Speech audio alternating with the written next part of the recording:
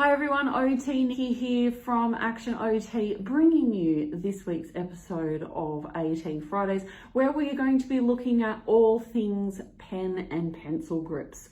So we see a lot of people in our practice for issues with handwriting. As anyone who has followed us for a long time will know, we don't see kids here, but we do see adults that have issues with handwriting. But the same principles apply whether you're seeing a child or an adult with handwriting issues. So the first thing that I would usually have a look at when someone comes to see us here at Action OT and they're telling us they're having handwriting issues is how they're holding their pen. So if I've got all my pens with my pen grip set up in front of you, but not an actual pen. Here's a pen I prepared earlier. So when you look at holding a pen, obviously what you would want to expect to see is this lovely tripod grasp. Yep, lovely, nice, not too much pressure through the fingers. Is this my usual pen grip? I'll let you in on a secret. No, it's not. I actually fake a good pen grip when I'm with clients because I have atrocious handwriting, absolutely atrocious handwriting. Should have seen an OT when I was little.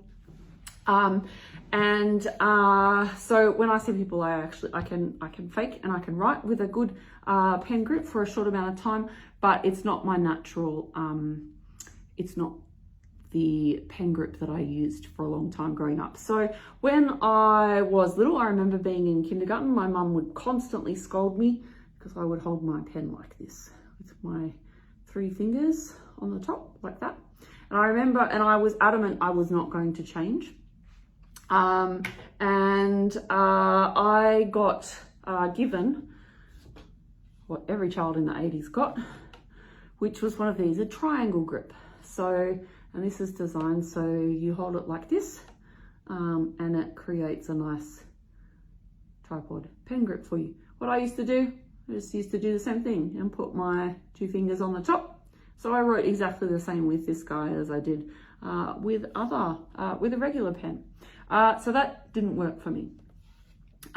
Then I remember getting on a bit in primary school, and my mum made a deal with me and I said, if you pay me $10 to write with, and I called it at the time, like 1 finger on the top of my pen instead of 2. I promise to revert to writing with 1 finger on the top of my pen instead of 2.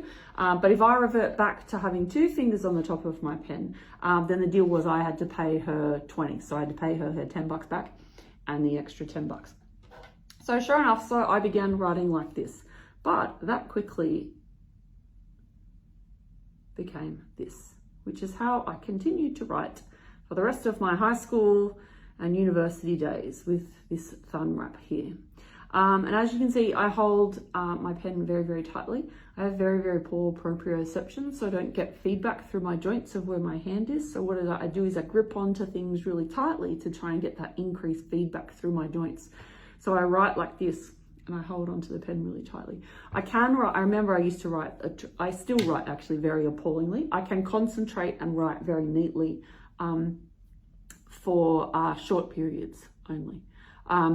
But and I can do it. I consciously make an effort now, and it's taking me to retrain my brain because I didn't think it was fair that I was teaching people how to do handwriting and expecting them to do to correct their grip if I wasn't doing mine. So, but if I'm not thinking or if I'm tired, I go back to this grip. And I have noticed a difference in my handwriting over time, actually, if I concentrate, but I still find it difficult to do large amounts of handwriting. I can't do large amounts of neat handwriting. And if I'm writing quickly, I will resort to incredibly messy handwriting that only I can read. So what I do when I see someone for handwriting is the first thing I'll do is have a look at their grip, as I said, and then a very common solution that I will then offer is to trial a variety of pen grips with the person to see if it improves their grip. So I bring out my box of pen grips, which I've laid out in front of me, which I will show you all shortly. and I set up them on different pens, and I get the person to write the same thing over and over again. So it might be their name, their address, something like that, first and last name, simple as that.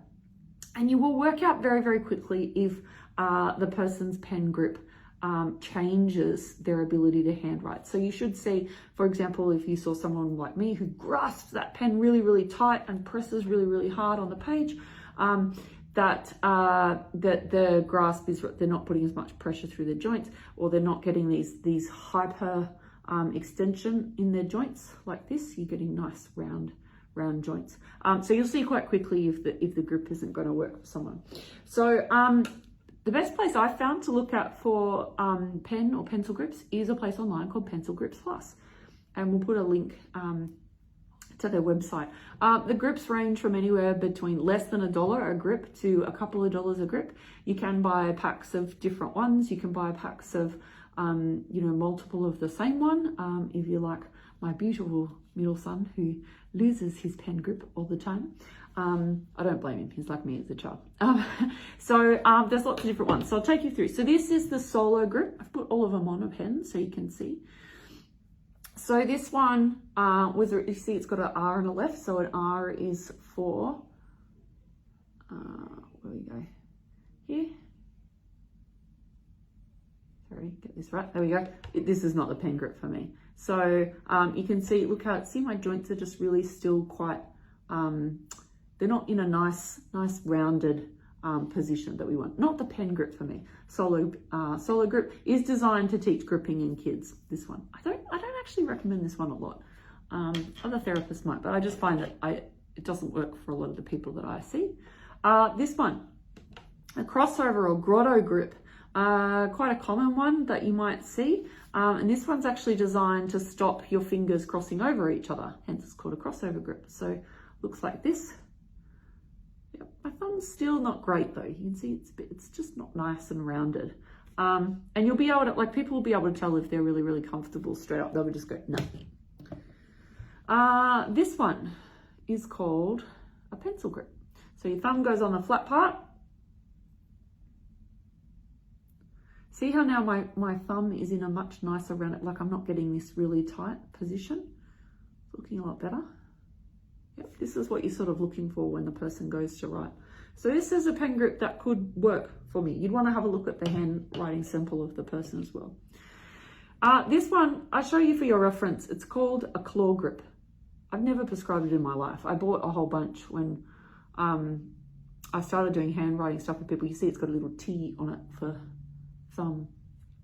So you put your thumb in there and teaches a tripod grasp like that. I find most people find it super annoying. It's really weird. It's got a hole in the middle that you poke the pen through, but you can actually use it in other things like forks, paintbrushes, that type of thing, that you might not be able to fit a conventional pen grip around to help people to grip onto them. Then you can have a look at other types of grips. So this is a soft foam grip. It's literally just soft foam. And this grip, along with, this one is the extreme squishy grip, they provide increased feedback through your fingers to help with decreased pressure, so proprioception. So this one is just like a really small amount of feedback. See, not great for me, really bendy joints. And same with the squishy grip. Yep. So overall for me, the pencil grip is the one, let me hold it properly, is the one that I find best to use as a pen grip because I have much nicer joints with that one. But the other thing I often consider, which you can try as well, which is a really low cost option, fat pens. So often in kids, you might consider using a fat pencil. Fat pens are hard to find unless you go to my favorite store, Kmart. So these two are both from Kmart, cost a couple of bucks each. So often by giving a person something, see, I'm tending to do that already. By giving someone something bigger to grip onto, you can help with a pen grip as well. So have a look at pen grip options. I mean, if you're a school teacher or an OT, you want to keep some in your repertoire, less than 10 bucks and you'll get a kit of pen grips that you can try with people. And I find usually if you combine a pen grip with a slope board, there's a whole other session, you can often do some quite make some quite significant improvements to people's handwriting almost immediately. So there we go, pen grips, another AT Fridays brought to you by OT Nikki from Action OT. We will see you next week. Bye.